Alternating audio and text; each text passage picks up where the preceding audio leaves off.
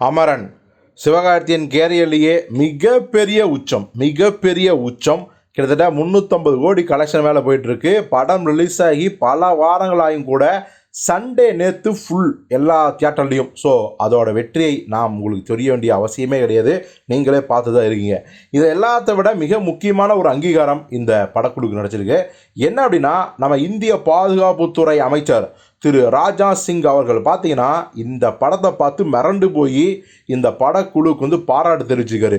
அதோடு இல்லாமல் இந்த அமரன் படக்குழு இருக்குது பார்த்தீங்களா, இவங்க நேர்லேயே போய், அதாவது டில்லிக்கு போய் நம்ம பாதுகாப்புத்துறை அமைச்சர் ராஜ்நாத் சிங்கை நேரில் சந்தித்து அவருக்கு வந்து நன்றியை தெரிவித்துவிட்டு அவரிடம் பாராட்டையும் வாழ்த்தையும் வாங்கியிருக்காங்க. ஸோ இந்த குழுவில் பார்த்தீங்கன்னா சிவகார்த்திகேயனும் இயக்குனர் ராஜ்குமார் பெரியசாமியும், அப்புறம் பார்த்தீங்கன்னா நம்ம டர்மரிக் மீடியா ராஜ்கமலின் இன்னொரு தூண்னே சொல்லலாம், அவர் மகேந்திரன், டாக்டர் மகேந்திரன், அவரும் பார்த்தீங்கன்னா கூட இருந்திருக்காரு. ஸோ இவங்க எல்லாரும் நம்ம பாதுகாப்புத்துறை அமைச்சர் ராஜ்நாத் சிங்கை போய் பார்த்து அவங்கள்ட்ட வந்து வாழ்த்தை வாங்கியிருக்காங்க இல்லைங்களா.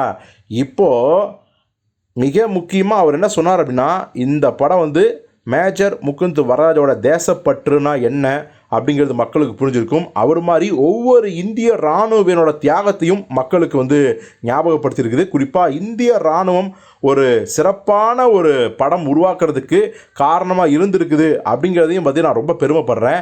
நல்லா படம் எடுத்திருக்கீங்க, சந்தோஷம், வாழ்த்துக்கள். குறிப்பாக நம்ம உலகநாயகன் கமலஹாசன் தான் தயாரிப்பு, அவர் வந்து பார்த்திங்கன்னா ஃபாரினில் இருக்கார்.